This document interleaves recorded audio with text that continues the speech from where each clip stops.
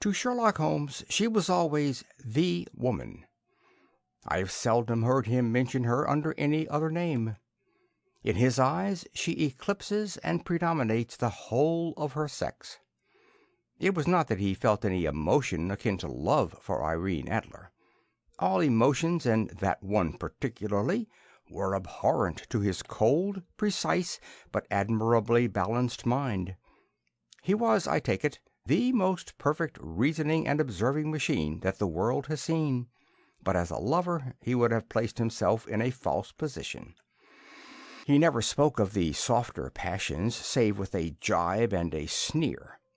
They were admirable things for the observer, excellent for drawing the veil from men's motives and actions, but for the trained reasoner to admit such intrusions into his own delicate and finely adjusted temperament was to introduce a distracting factor which might throw a doubt upon all his mental results. Grit in a sensitive instrument, or a crack in one of his own high-power lenses, would not be more disturbing than a strong emotion in a nature such as his. And yet there was but one woman to him, and that woman was the late Irene Idler, of dubious and questionable memory. I had seen little of Holmes lately. My marriage had drifted us away from each other. My own complete happiness and the home-centered interests which rise up around the man who first finds himself master of his own establishment were sufficient to absorb all my attention, while Holmes, who loathed every form of society with his whole Bohemian soul, remained in our lodgings at Baker Street, buried under his old books, and alternating from week to week between cocaine and ambition, the drowsiness of the drug and the fierce energy of his own keen nature. He was still as ever deeply attracted by the study of crime, and occupied his immense faculties and extraordinary powers of observation in following out those clues and clearing up those mysteries which had been abandoned as hopeless by the official police.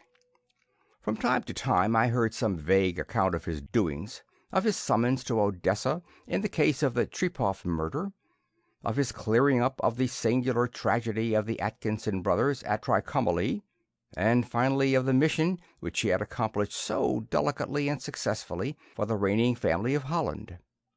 Beyond these signs of his activity, however, which I merely shared with all the readers of the daily press, I knew little of my former friend and companion. One night, it was on the 20th of March, 1888, I was returning from a journey to a patient, for I had now returned to civil practice, when my way led me through Baker Street. As I passed the well-remembered door which must always be associated in my mind with my wooing and with the dark incidents of the study in Scarlet, I was seized with a keen desire to see Holmes again, and to know how he was employing his extraordinary powers. His rooms were brilliantly lit, and, even as I looked up, I saw his tall, sparse figure pass twice in a dark silhouette against the blind. He was pacing the room swiftly, eagerly, with his head sunk upon his chest and his hands clasped behind him. To me, who knew his every mood and habit, his attitude and manner told their own story. He was at work again. He had risen out of his drug-created dreams and was hot upon the scent of some new problem. I rang the bell and was shown up to the chamber which had formerly been in part my own. His manner was not effusive. It seldom was, but he was glad, I think, to see me. With hardly a word spoken, but with a kindly eye, he waved me to an armchair, threw across his case of cigars, and indicated a spirit case and a gasogene in the corner. Then he stood before the fire and looked me over in his singular introspective fashion. "Wedlock suits you," he remarked. "I think, Watson, that you have put on 7½ pounds since I saw you." "7," I answered. "Indeed, I should have thought a little more, just a trifle more, I fancy, Watson. And in practice again, I observe. You did not tell me that you intended to go into harness." "Then how do you know?" "I see it. I deduce it. How do I know that you have been getting yourself very wet lately, and that you have a most clumsy and careless servant girl?" "My dear Holmes," said I, "this is too much. You would certainly have been burned had you lived a few centuries ago. It is true that I had a country walk on Thursday, and came home a dreadful mess, but as I have changed my clothes, I can't imagine how you deduce it. As to Mary Jane, she is incorrigible, and my wife has given her notice, but there again I fail to see how you work it out." He chuckled to himself and rubbed his long, nervous hands together. "It is simplicity itself," said he. "My eyes tell me that on the inside of your left shoe, just where the firelight strikes it, the leather is scored by 6 almost parallel cuts. Obviously, they have been caused by someone who has very carelessly scraped round the edges of the sole in order to remove crusted mud from it. Hence you see my double deduction that you had been out in vile weather, and that you had a particularly malignant boot-slitting specimen of the London slavery. As to your practice, if a gentleman walks into my room smelling of iodoform, with a black mark of nitrate of silver upon his right forefinger, and a bulge in the right side of his top hat to show where he has secreted his stethoscope, I must be dull indeed if I do not pronounce him to be an active member of the medical profession." I could not help laughing at the ease with which he explained his process of deduction. "When I hear you give your reasons," I remarked, "the thing always appears to me to be so ridiculously simple that I could easily do it myself, though at each successive instance of your reasoning I am baffled until you explain your process. And yet I believe that my eyes are as good as yours." "Quite so," he answered, lighting a cigarette and throwing himself down into an armchair. "You see, but you do not observe. The distinction is clear. For example, you have frequently seen the steps which lead up from the hall to this room." "Frequently." "How often?" "Well, some hundreds of times." "Then how many are there?" "How many? I don't know." "Quite so. You have not observed, and yet you have seen. That is just my point. Now I know that there are 17 steps, because I have both seen and observed. By the way, since you are interested in these little problems, and since you are good enough to chronicle one or two of my trifling experiences, you may be interested in this." He threw over a sheet of thick, pink-tinted notepaper which had been lying open upon the table. "It came by the last post," said he. "Read it aloud." The note was undated and without either signature or address. "There will call upon you tonight at 7:45, it said, "a gentleman who desires to consult you upon a matter of the very deepest moment. Your recent services to one of the royal houses of Europe has shown that you are one who may safely be trusted with matters which are of an importance which can hardly be exaggerated. This account of you we have from all quarters received. Be in your chamber, then, at that hour, and do not take it amiss if your visitor wears a mask." "This is indeed a mystery," I remarked. "What do you imagine that it means?" "I have no data yet. It is a capital mistake to theorize before one has data. Insensibly one begins to twist facts to suit theories, instead of theories to suit facts. But the note itself, what do you deduce from it?" I carefully examined the writing and the paper upon which it was written. "The man who wrote it was presumably well-to-do," I remarked, endeavoring to imitate my companion's processes. "Such paper could not be bought under half a crown a packet. It is particularly strong and stiff." "Peculiar, that is the very word," said Holmes. "It is not an English paper at all. Hold it up to the light."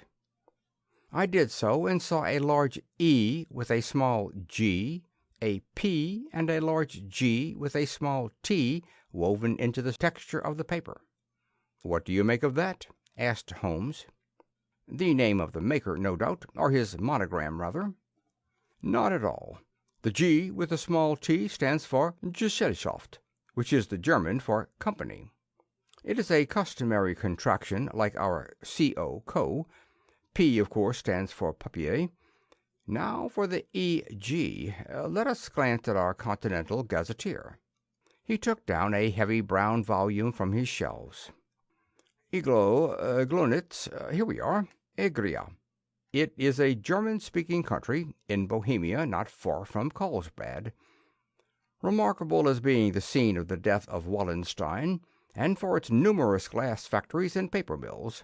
Ha, ha, my boy, what do you make of that? His eyes sparkled, and he sent up a great blue triumphant cloud from his cigarette. The paper was made in Bohemia, I said. Precisely, and the man who wrote the note is a German. Do you note the peculiar construction of the sentence, "This account of you we have from all quarters received"? A Frenchman or Russian would not have written that. It is the German who is so uncourteous to his verbs. It only remains, therefore, to discover what is wanted by this German who writes upon Bohemian paper and prefers wearing a mask to showing his face. And here he comes, if I am not mistaken, to resolve all our doubts. As he spoke, there was the sharp sound of horses' hoofs and grating wheels against the curb, followed by a sharp pull at the bell. Holmes whistled. "A pair, by the sound," said he. "Yes," he continued, glancing out of the window. "A nice little brougham and a pair of beauties. 150 guineas apiece. There's money in this case, Watson, if there is nothing else. I think that I had better go, Holmes." "Not a bit, Doctor. Stay where you are. I am lost without my Boswell, and this promises to be interesting. It would be a pity to miss it. But your client—" "Never mind him. I may want your help, and so may he. Here he comes. Sit down in that armchair, Doctor, and give us your best attention." A slow and heavy step, which had been heard upon the stairs and in the passage, paused immediately outside the door. Then there was a loud and authoritative tap. "Come in," said Holmes. A man entered who could hardly have been less than 6 feet 6 inches in height, with the chest and limbs of a Hercules. His dress was rich with a richness which would in England be looked upon as akin to bad taste. Heavy bands of astrakhan were slashed across the sleeves and fronts of his double-breasted coat, while the deep blue cloak which was thrown over his shoulders was lined with flame-colored silk and secured at the neck with a brooch which consisted of a single flaming beryl. Boots, which extended halfway up his calves, and which were trimmed at the tops with rich brown fur, completed the impression of barbaric opulence which was suggested by his whole appearance. He carried a broad-brimmed hat in his hand, while he wore across the upper part of his face, extending down past the cheekbones, a black-visored mask, which he had apparently adjusted that very moment, for his hand was still raised to it as he entered. From the lower part of his face he appeared to be a man of strong character, with a thick hanging lip and a long straight chin, suggestive of resolution pushed to the length of obstinacy. "You had my note?" he asked, with a deep, harsh voice and a strongly marked German accent. "I told you that I would call." He looked from one to the other of us, as if uncertain which to address. "Pray take a seat," said Holmes. "This is my friend and colleague, Dr. Watson, who is occasionally good enough to help me in my cases. Whom have I the honor to address?" "You may address me as the Count von Kramm, a Bohemian nobleman. I understand that this gentleman, your friend, is a man of honor and discretion, whom I may trust with a matter of the most extreme importance. If not, I should much prefer to communicate with you alone." I rose to go, but Holmes caught me by the wrist and pushed me back into my chair. "It is both or none," said he. "You may say before this gentleman anything which you may say to me." The Count shrugged his broad shoulders. "Then I must begin," said he, "by binding you both to absolute secrecy for 2 years. At the end of that time the matter will be of no importance. At present it is not too much to say that it is of such weight it may have an influence upon European history." "I promise," said Holmes. "And I." "You will excuse this mask," continued our strange visitor. "The august person who employs me wishes his agent to be unknown to you, and I may confess at once that the title by which I have just called myself is not exactly my own." "I was aware of it," said Holmes dryly. "The circumstances are of great delicacy, and every precaution has to be taken to quench what might grow to be an immense scandal and seriously compromise one of the reigning families of Europe. To speak plainly, the matter implicates the great House of Ormstein, hereditary kings of Bohemia." "I was also aware of that," murmured Holmes, settling himself down in his armchair and closing his eyes. Our visitor glanced with some apparent surprise at the languid, lounging figure of the man who had been, no doubt, depicted to him as the most incisive reasoner and most energetic agent in Europe. Holmes slowly reopened his eyes and looked impatiently at his gigantic client. "If your Majesty would condescend to state your case," he remarked, "I should be better able to advise you." The man sprang from his chair and paced up and down the room in uncontrollable agitation.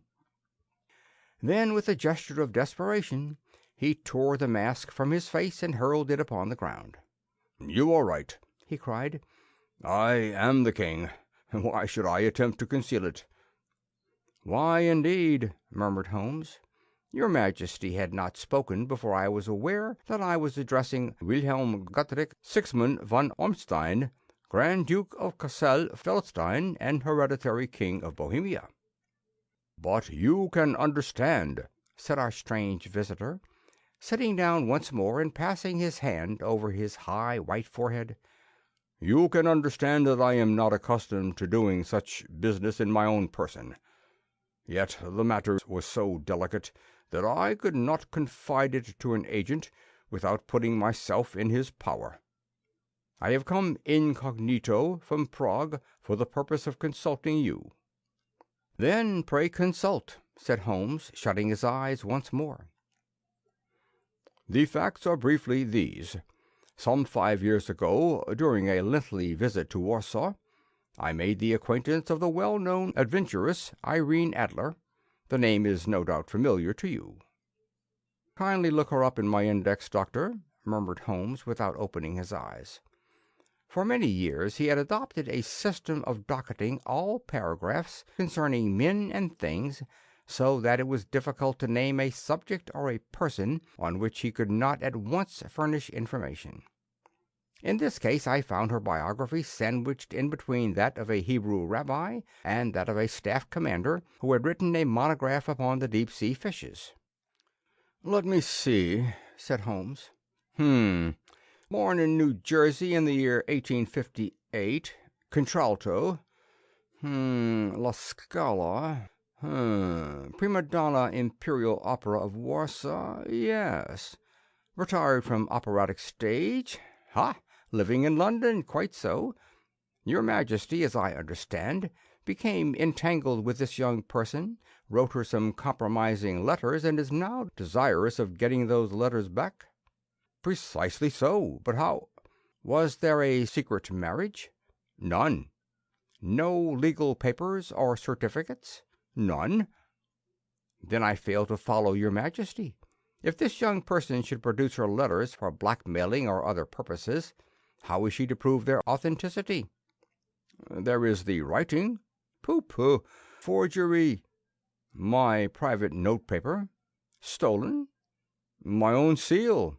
"Imitated." "My photograph." "Bought." "We were both in the photograph." "Oh dear, that is very bad. Your Majesty has indeed committed an indiscretion." "I was mad, insane." "You have compromised yourself seriously." "I was only Crown Prince then. I was young. I am but 30 now." "It must be recovered." We have tried and failed. Your Majesty must pay. It must be bought. She will not sell. Stolen, then? 5 attempts have been made. Twice burglars in my pay ransacked her house. Once we diverted her luggage when she travelled. Twice she has been waylaid. There has been no result." "No sign of it?" "Absolutely none." Holmes laughed. "It is quite a pretty little problem," said he. "But a very serious one to me," returned the King reproachfully. "Very indeed. And what does she propose to do with the photograph?" "To ruin me." "But how?" "I am to be married." "So I have heard. To Clotilde Lothman von Saxe-Meiningen, second daughter of the King of Scandinavia. You know the strict principles of her family. She is herself the very soul of delicacy. A shadow of a doubt as to my conduct would bring the matter to an end." "And Irene Adler?" "Threatens to send them the photograph, and she will do it. I know that she will do it. You do not know her, but she has a soul of steel. She has the face of the most beautiful of women, and the mind of the most resolute of men. Rather than I should marry another woman, there are no lengths to which she would not go. None." "You are sure that she has not sent it yet?" "I am sure." "And why?" "Because she has said that she would send it on the day when the betrothal was publicly proclaimed. That will be next Monday." "Oh, then we have 3 days yet," said Holmes with a yawn. "That is very fortunate, as I have 1 or 2 matters of importance to look into just at present. Your Majesty will, of course, stay in London for the present?" "Certainly. You will find me at the Langham under the name of the Count von Kramm." "Then I shall drop you a line to let you know how we progress." "Pray do so. I shall be all anxiety." "Then as to money?" "You have carte blanche." "Absolutely?" "I tell you that I would give one of the provinces of my kingdom to have that photograph." "And for present expenses?" The King took a heavy chamois leather bag from under his cloak and laid it on the table. "There are £300 in gold and 700 in notes," he said. Holmes scribbled a receipt upon a sheet of his notebook and handed it to him. "And mademoiselle's address?" he asked. "In Briony Lodge, Serpentine Avenue, St. John's Wood." Holmes took a note of it. "One other question," said he. "Was the photograph a cabinet?" "It was." "Then good night, Your Majesty, and I trust that we shall soon have some good news for you. And good night, Watson," he added, as the wheels of the royal brougham rolled down the street. "If you will be good enough to call tomorrow afternoon at 3 o'clock, I should like to chat this little matter over with you." At 3 o'clock precisely I was at Baker Street, but Holmes had not yet returned. The landlady informed me that he had left the house shortly after 8 o'clock in the morning. I sat down beside the fire, however, with the intention of awaiting him, however long he might be. I was already deeply interested in his inquiry, for, though it was surrounded by none of the grim and strange features which were associated with the 2 crimes which I have already recorded, still the nature of the case and the exalted station of his client gave it a character of its own. Indeed, apart from the nature of the investigation which my friend had on hand, there was something in his masterly grasp of a situation, and his keen, incisive reasoning, which made it a pleasure to me to study his system of work, and to follow the quick, subtle methods by which he disentangled the most inextricable mysteries. So accustomed was I to his invariable success that the very possibility of his failing had ceased to enter into my head. It was close upon 4 before the door opened, and a drunken-looking groom, ill-kempt and side-whiskered, with an inflamed face and disreputable clothes, walked into the room. Accustomed as I was to my friend's amazing powers in the use of disguises, I had to look 3 times before I was certain that it was indeed he. With a nod he vanished into the bedroom, whence he emerged in 5 minutes, tweed-suited and respectable as of old. Putting his hands into his pockets, he stretched out his legs in front of the fire and laughed heartily for some minutes. "Well, really," he cried, and then he choked and laughed again until he was obliged to lie back, limp and helpless, in the chair. "What is it?" "It's quite too funny. I am sure you could never guess how I employed my morning, or what I ended by doing." "I can't imagine. I suppose that you have been watching the habits and perhaps the house of Miss Irene Idler?" "Quite so, but the sequel was rather unusual. I will tell you, however. I left the house a little after 8 o'clock this morning, in the character of a groom out of work. There is a wonderful sympathy and freemasonry among the horsey men. Be one of them, and you will know all there is to know. I soon found Briony Lodge. It is a bijou villa with a garden at the back, but built out in front right up to the road, 2 stories. Chubb lock to the door, large sitting room on the right side, well furnished, with long windows almost to the floor, and those preposterous English window fasteners which a child could open. Behind there was nothing remarkable, save that the passage window could be reached from the top of the coach-house. I walked round it and examined it closely from every point of view, but without noting anything else of interest. I then lounged down the street and found, as I expected, that there was a mews in a lane which runs down by one wall of the garden. I lent the ostlers a hand in rubbing down their horses, and received in exchange 2 pence, a glass of half and half, 2 fills of shag tobacco, and as much information as I could desire about Miss Idler, to say nothing of half a dozen other people in the neighbourhood, in whom I was not in the least interested, but whose biographies I was compelled to listen to. "And what of Irene Idler?" I asked. "Oh, she has turned all the men's heads down in that part. She is the daintiest thing under a bonnet on this planet. So say the Serpentine Mews to a man.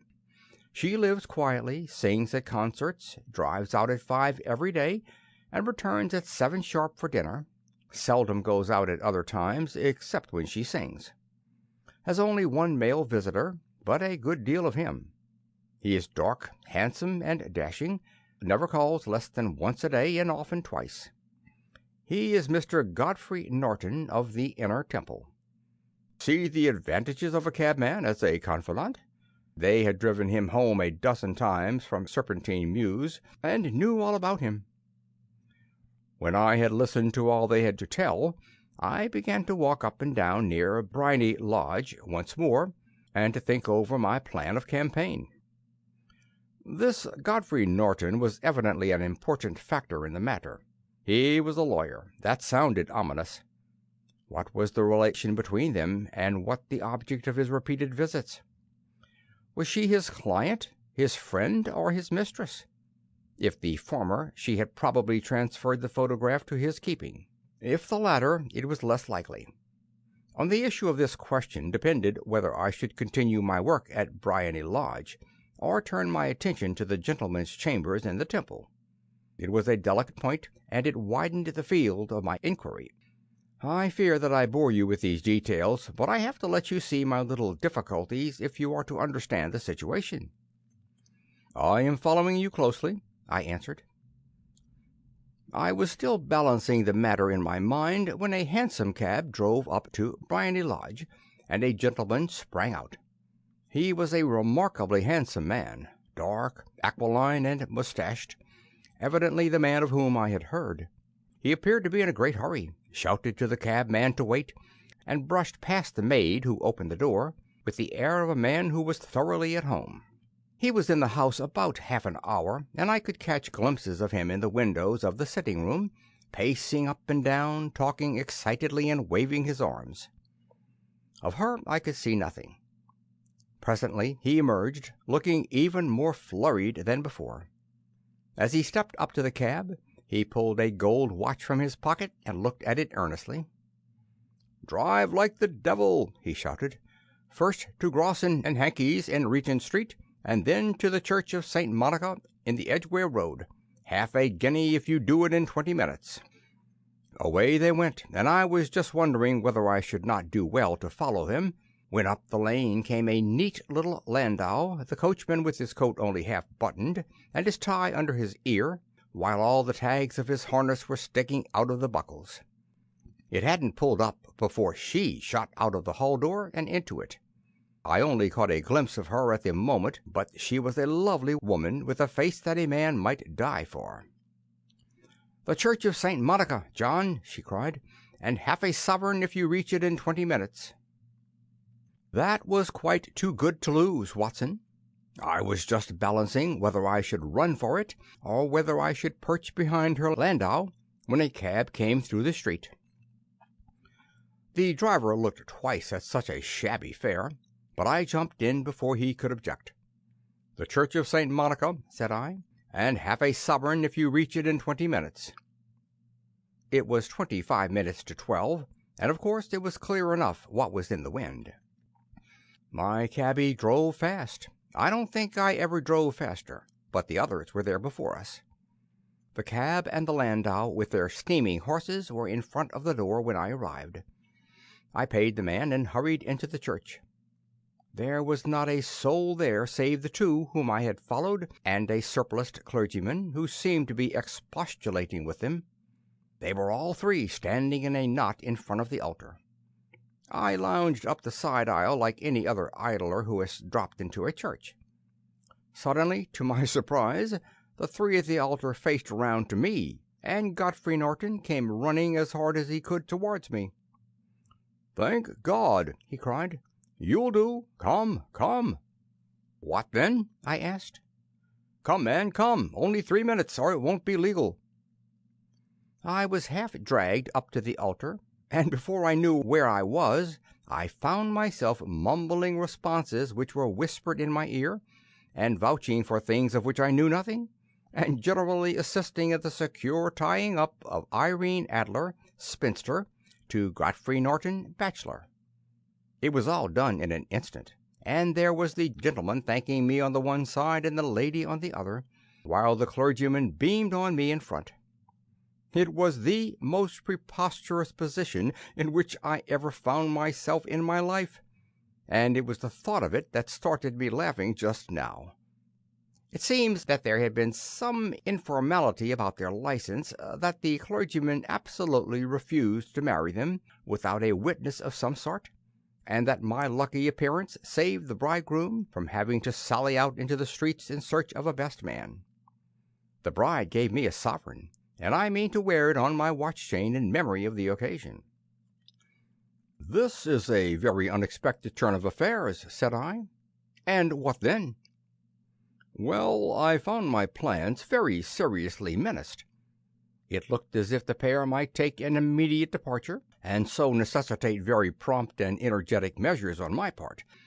At the church door, however, they separated, he driving back to the Temple, and she to her own house.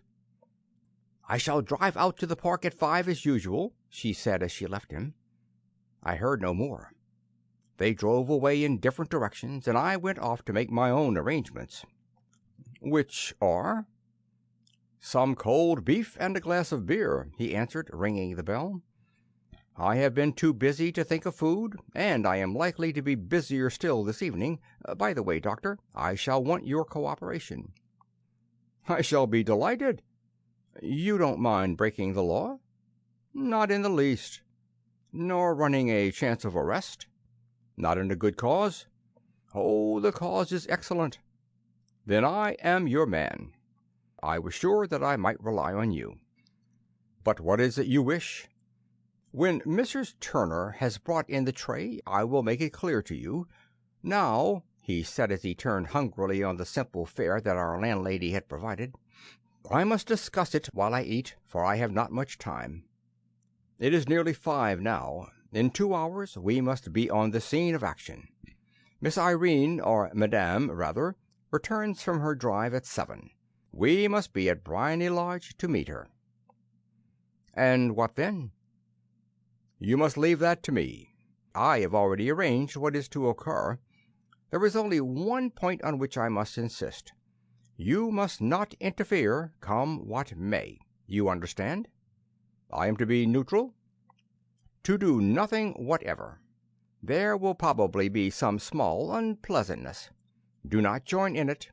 It will end in my being conveyed into the house. 4 or 5 minutes afterwards the sitting-room window will open.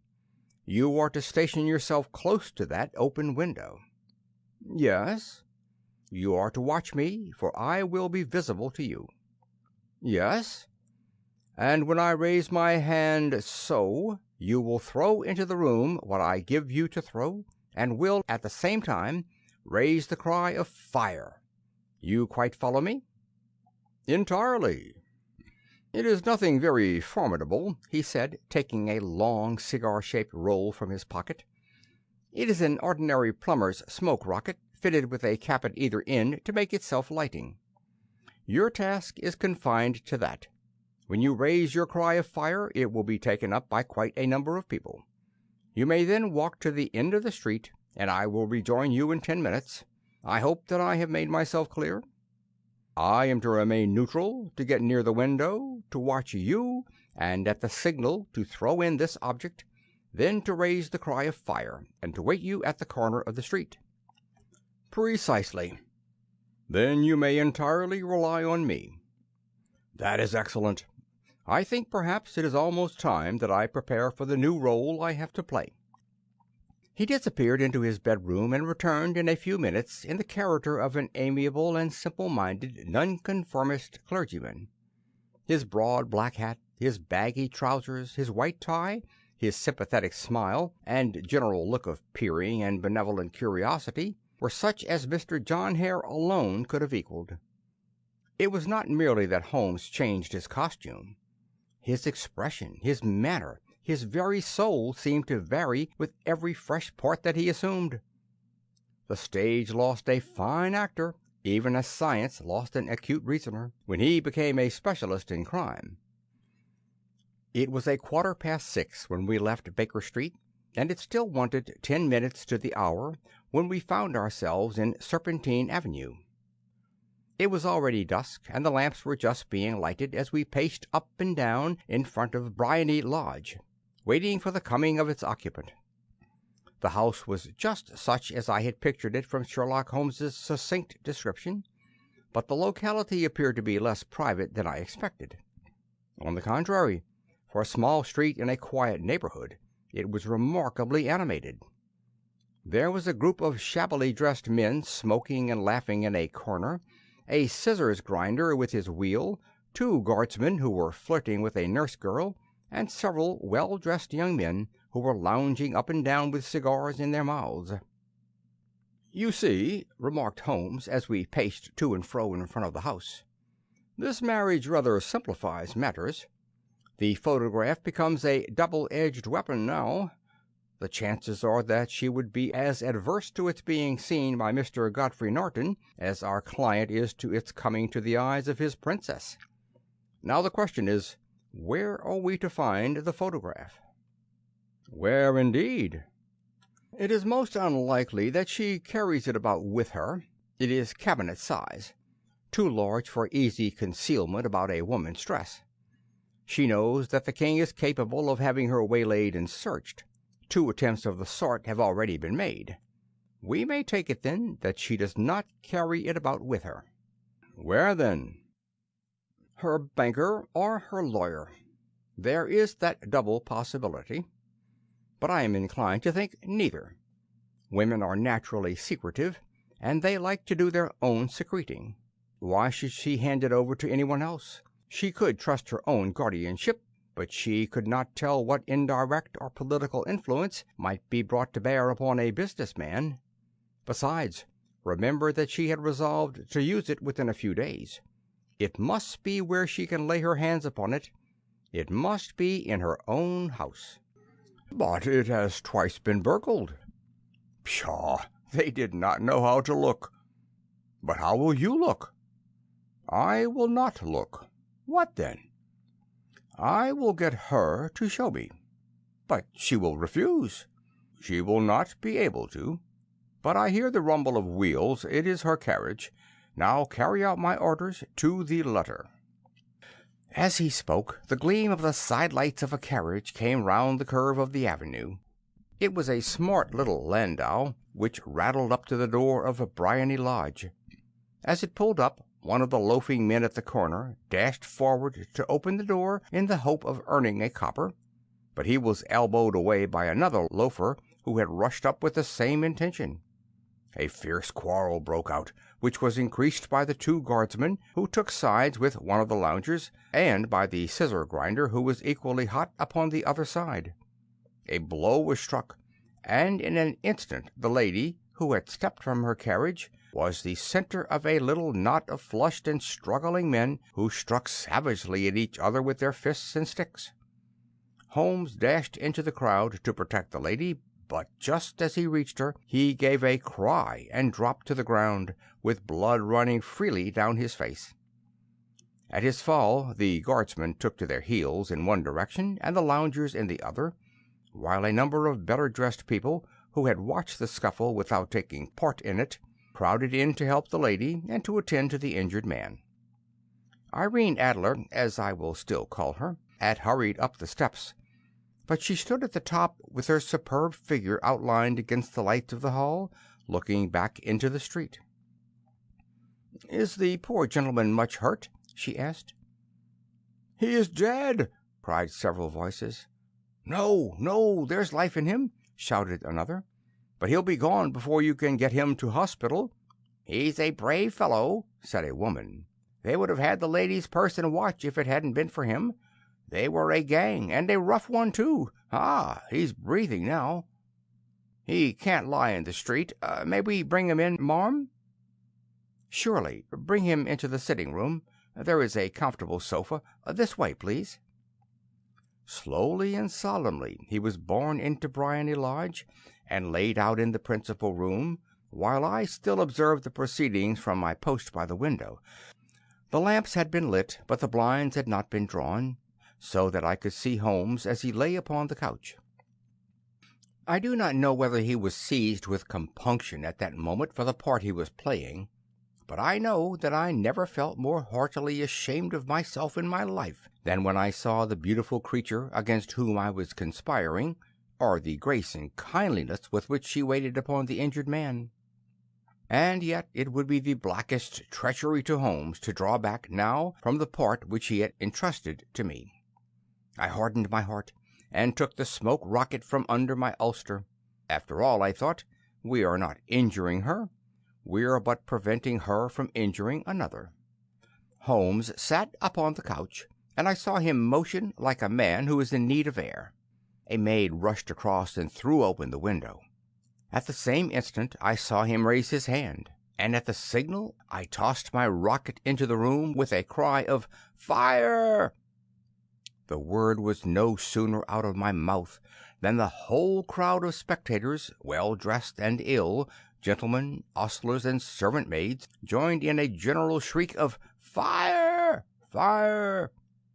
Thick clouds of smoke curled through the room and out at the open window. I caught a glimpse of rushing figures, and a moment later the voice of Holmes from within, assuring them that it was a false alarm. Slipping through the shouting crowd, I made my way to the corner of the street, and in 10 minutes was rejoiced to find my friend's arm in mine, and to get away from the scene of uproar. He walked swiftly and in silence for some minutes, until we had turned down one of the quiet streets which lead towards the Edgware Road. "You did it very nicely, Doctor," he remarked. "Nothing could have been better. It is all right." "You have the photograph?" "I know where it is." "And how did you find out?" "She showed me, as I told you she would." "I am still in the dark." "I do not wish to make a mystery," said he, laughing. "The matter was perfectly simple. You, of course, saw that every one in the street was an accomplice.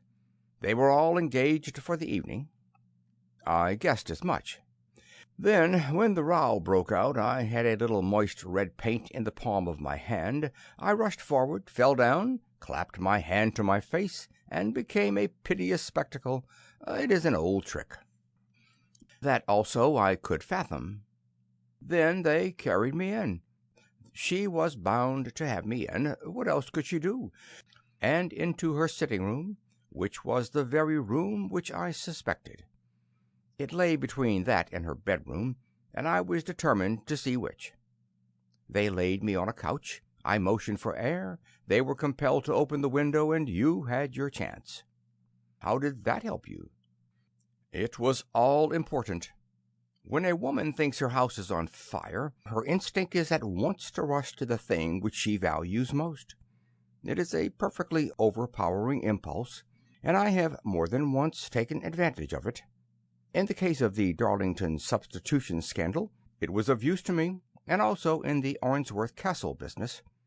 A married woman grabs at her baby. An unmarried one reaches for her jewel box.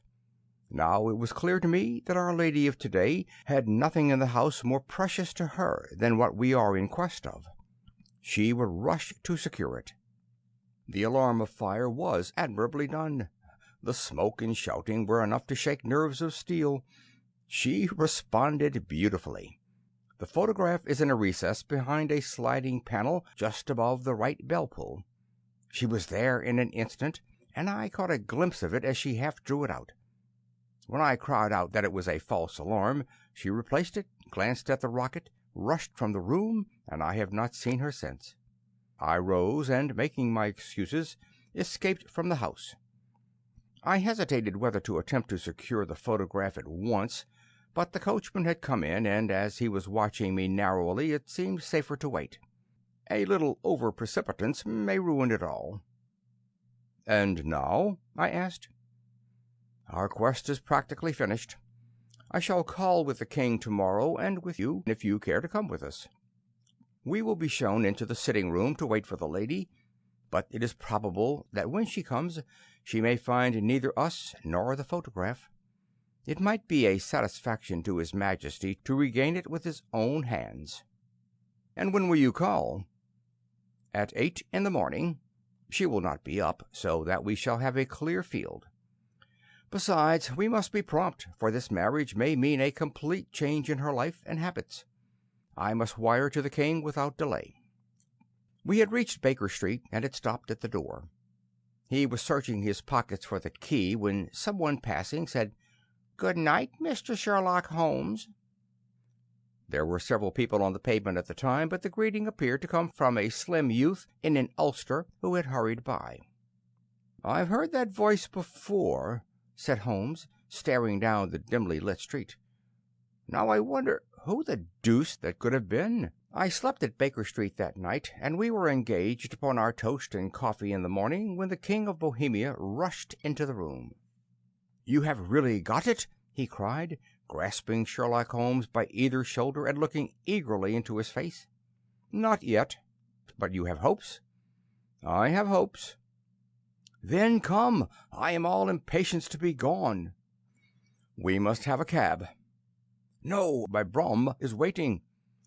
"Then that will simplify matters." We descended and started off once more for Briony Lodge.